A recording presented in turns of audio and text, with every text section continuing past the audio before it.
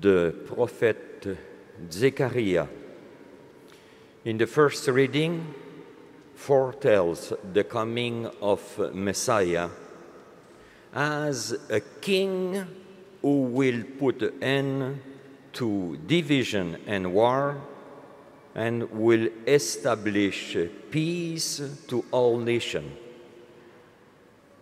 something that we urgently need in Hong Kong nowadays. Matthew sees Jesus as fulfilling this prophecy. Jesus lightened the burdens of the poor and bring peace to the humble. In the Gospel, Jesus reveals the mysterious will of his Father. I bless you, Father, for hiding these things from the learned and the clever and revealing them to the mere children.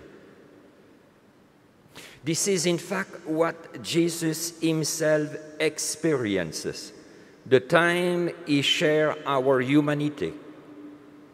Many of the so-called wise people at that time rejected him.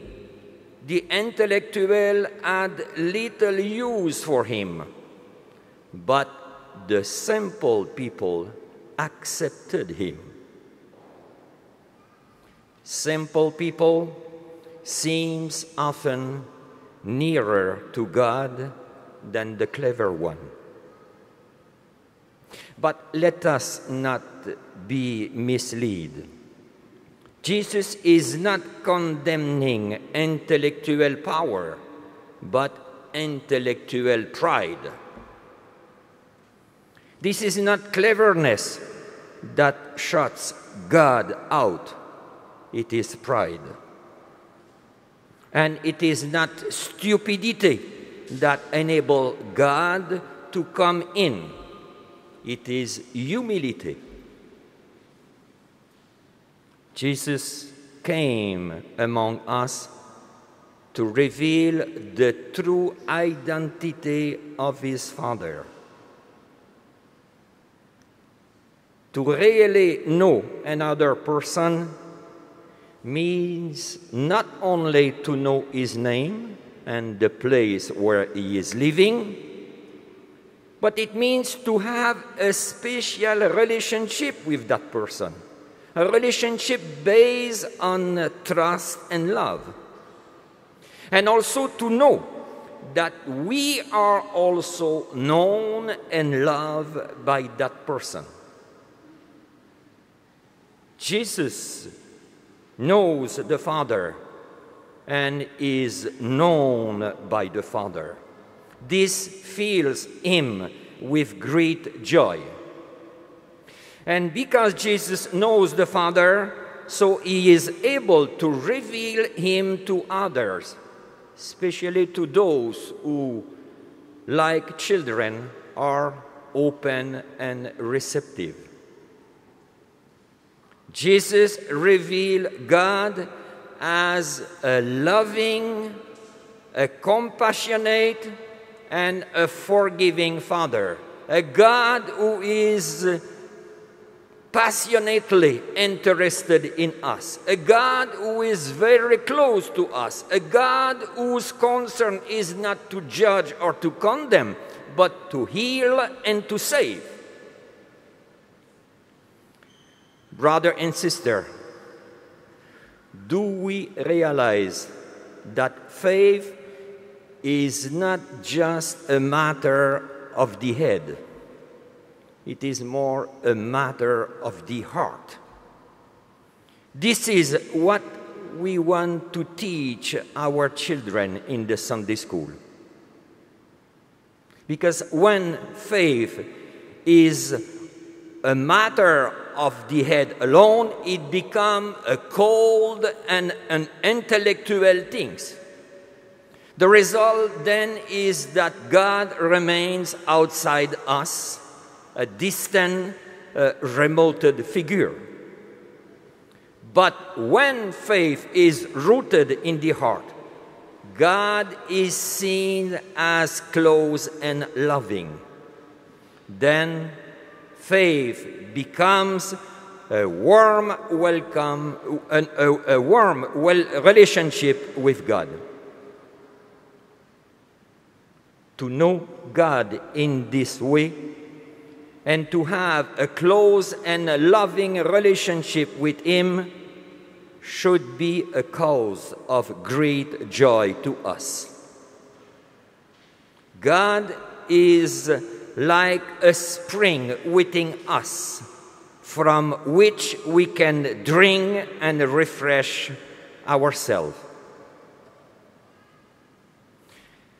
Then we come to the second part of today's gospel.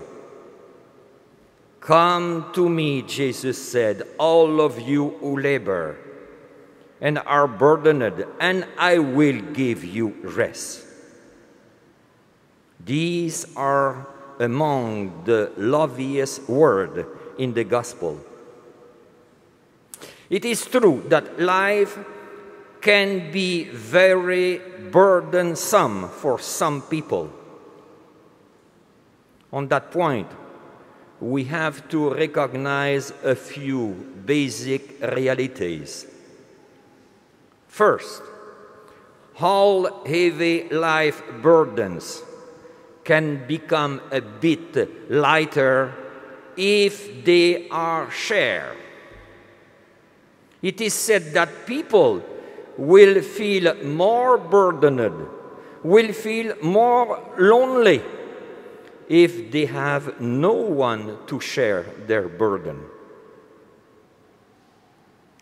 A very old woman, 83 years old, being interviewed one day on the advice she will have for people of her age, said, "Well, at our age, it is important to keep using all our potential and to be with people through mutual concern and care. Personally," she said, "I continue to look after an old lady in my neighborhood." Brother and sister, it is true that a little sensitivity or a word of appreciation towards others would help to make a heavy burden lighter. It makes the word of difference when people are recognized and treated with kindness and respect. At Jesus' time, the scribes and the Pharisees had little sympathy for those who found their burden too much to bear. On the contrary, during the year he spent at Nazareth, living among ordinary people, Jesus knew at first hand the struggle, the difficulties, and the frustration ordinary people had to endure. So he was aware of the heavy burden life placed on their shoulder. Consequently, he fell for the ordinary people and wanted to lighten their burdens. People came to him from all quarters with their burdens of sickness and misery, and all of them had their burden lightened as the result of meeting him. His mere presence could bring peace to an anguished soul. Brother and sister, let us ask ourselves, is the quality of our presence and concern to others make their burdens lighter?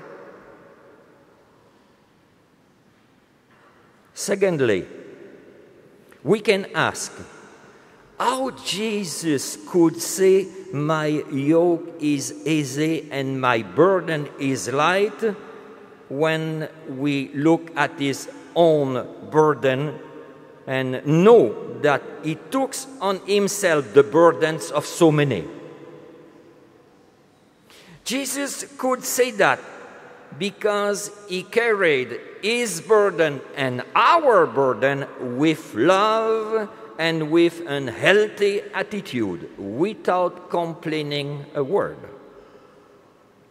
Only love can make a heavy burden become light. And also, some of our burdens, like unhealthy worries, bitterness, difficulty in relationship, some of our burdens may be baggage that we could and should let go of. There is a Zen story about a old man going on a spiritual journey with a heavy bag on his back. And on his deathbed, he passed on the bag to one of his disciples. And when the disciple opened the bag, he found that it was empty. Yet he wonders why it weighed so much. And the old man says to him, it is the weight of everything in my life that I did not constantly to carry. We have also to let go of some of our burden who are not necessary, who depends on our lack of faith, so depends completely on us. And once again, if we have love, if we cultivate a healthy perspective and attitude in life, every burden will become light. At the end, it is true that Jesus does not take our burden from us, but he gives us the strength to carry them. We know, while faith makes all things possible, love makes all things easy. This is the secret Jesus reveals us today. Amen.